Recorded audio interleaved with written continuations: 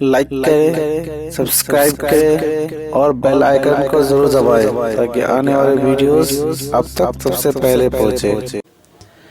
آپ دیکھتے ہوں گے کہ صبح اٹھنے والا انسان اپنے آرام کو تج کر بستر کو چھوڑ کر محنت و مزدوری کے لیے نکلتا ہے، تو مقصد سب سے بڑا یہ ہے کہ مجھے دولت مل جائے جس سرمایہ کی بنیاد پر میں نرم گدا بھی خرید سکوں اور آرام کی زندگی بھی گزار سکوں۔ صبح سے لے کر رات تک محنت کرنے والے انسان کے پیش نظر اپنی اولاد ہوتی ہے کہ میں اتنا کما لوں اور مستقبل کے لیے اتنا جمع کر لوں کہ میری اولاد کو کسی قسم کی کوئی دقت نہ ہو، کوئی تکلیف نہ ہو، وہ آسانی کے ساتھ اپنی زندگی کو گزار سکے۔ جھوپڑے میں رہنے والا انسان یہ سوچتا ہے کہ بہت چھوٹا سا مکان ہے، میں اتنی محنت کروں کہ دولت میرے پاس اکٹھی ہو جائے، میں کسی ٹاور کے اندر کشادہ کمرہ لے لوں تاکہ میں اطمینان و سکون کے ساتھ زندگی گزار سکوں۔ انسان اگر اس کے پاس موٹر سائیکل ہے تو وہ سوچتا ہے کہ میں کار خرید لوں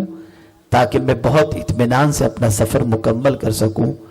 اگر چالو ٹرین کے اندر اور چالو ڈبے میں کوئی سفر کرتا ہے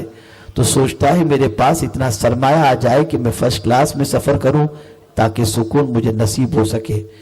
غرض کے انسان کا اگر آپ جائزہ لیں تو دنیا کا ہر انسان زمین کے اوپر کے سکون کی فکر کرتا ہے اور زمین کے اوپر کے سکون کے لیے صبح سے لے کر رات تک محنت و مشقت کرتا ہے، تگودو کرتا ہے، لیکن ہزارہ انتظام کے باوجود جب پروردگار کی طرف سے موت کا فرشتہ آ جاتا ہے تو دنیا کی کوئی طاقت اس موت کے فرشتے کو ہٹا نہیں سکتی اور موت کا آہنی پنجہ اپنی گرفت میں لے کر اس بندے کو اس دنیا سے کچھ کرنے پر مجبور کر دیتا ہے۔ میرے پیارے آقا صلی اللہ تعالی علیہ وسلم کے پیارے دیوانوں، بڑا فرق ہے، سوچوں میں بڑا فرق ہے، فکر میں بڑا فرق ہے، خیالات میں بڑا فرق ہے۔ میرے پیارے آقا صلی اللہ تعالی علیہ وسلم کے پیارے دیوانوں، کبھی مسلمانوں نے یہ بھی نہیں سوچا کہ ہم زمین کے اوپر سکون کے متلاشی تو ہیں، کبھی ہمیں یہ بھی سوچنا چاہیے کہ قبر کے اندر بھی ہم سکون نصیب ہو، اس کے بارے میں بھی ہم غور کریں، اس کے بارے میں بھی ہم فکر کریں۔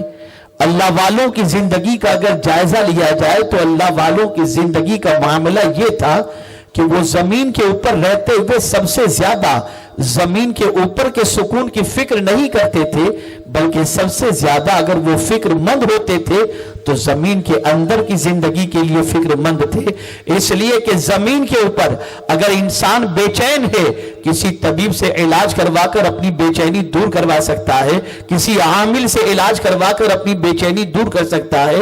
اپنے علاج و معالجے کے ذریعے وہ اپنی بے قراری کو دور کر سکتا ہے، نیند کی ٹیبلٹ لے کر کے بے قراری کو دور کر سکتا ہے، مال کما کر کے اپنی بے قراری کو دور کر سکتا ہے، لیکن قبر کی وہ وحشت جہاں پر کوئی بے قراری کا علاج نظر نہیں آتا، اگر وہاں انسان بے چین ہو تو وہاں کی بے قراری کا سرمایہ کیا ہے، وہاں کی بے قراری کا سامان کیا ہے، وہاں کی بے چینی کا قرار اور بے چینی کا سامان کیا ہے کہ بے چینی اس سے دور ہو سکے۔ میرے پیارے آقا صلی اللہ تعالی علیہ وسلم کے پیارے دیوانوں، آج ہمیں نرم گدوں پر چین کی نیند نہیں آتی، آج ہمارا حال یہ ہے ایئر کنڈیشن کے اندر بھی سکون نظر نہیں آتا، بینک بیلنس کے باوجود بھی طبیعت میں اطمینان نظر نہیں آتا، لمبی کاروں کے باوجود بھی اطمینان نظر نہیں آتا، لیکن اللہ والوں کا حال یہ ہوتا کہ جھوپڑے کے اندر اطمینان سے سویا کرتے تھے، ان کا حال یہ تھا درخت نیچے چادر بچھا کر سو جاتے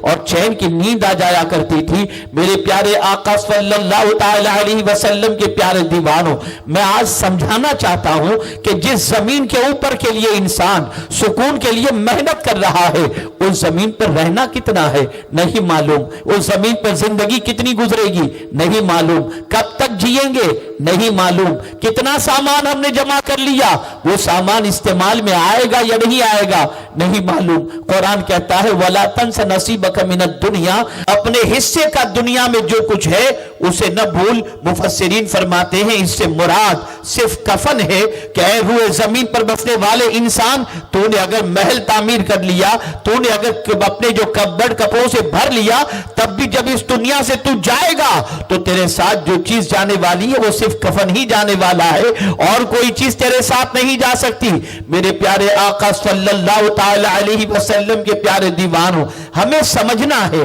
کہ جس زمین پر ہمیں زیادہ نہیں رہنا اور کتنا رہنا ہے یہ بھی ہم نہیں جانتے۔ ہم اگر ساری تگودو اسی زمین کے لیے کریں تو ہم سے بڑا بے وقوف کوئی دوسرا نہیں ہوگا، اس لیے کہ ہم نہیں جانتے کہ قبر میں ہمیں کتنا رہنا ہے، ہم نہیں جانتے کہ قیامت کب قائم ہوگی، لیکن ہمارا ایک لمبا عرصہ قبر میں ضرور گزرے گا، ہمارا ایک لمبا عرصہ میدان محشر میں ضرور گزرے گا۔ لیکن میرے پیارے آقا صلی اللہ تعالی علیہ وسلم کے پیارے دیوانوں، کبھی وہاں کی بے قراری کے حوالے سے، کبھی وہاں کی بے چینی کے حوالے سے ہم نے کچھ سوچا کہ اللہ اکبر، قبر میں کوئی ہوگا تو نہیں جو ہمارا دل بہلا سکے، قبر میں کوئی ہوگا تو نہیں جو ہمیں تسلی دے سکے، قبر میں کوئی ہوگا تو نہیں جو ہماری بے قراری کو دور کر سکے، قبر کے اندر کوئی ہوگا تو نہیں جو ہماری بے چینی کا علاج کر سکے۔ آئیے ہم مدینے کے تاجدار سے پوچھتے ہیں، یا رسول اللہ صلی اللہ تعالی علیہ وسلم،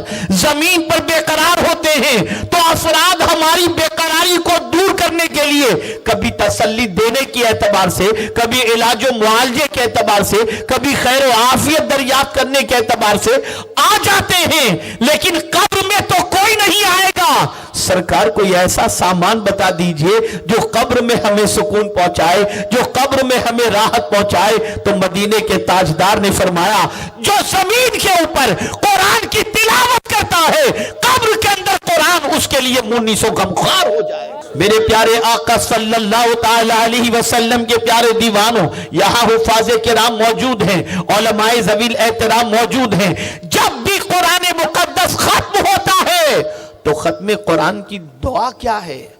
اللہم آنس وحشتی فی قبری، اللہم آنس وحشتی فی قبری۔ اے اللہ، اس قرآن کو میری قبر کی وحشت کے لیے مونس و غمخوار بنا دے۔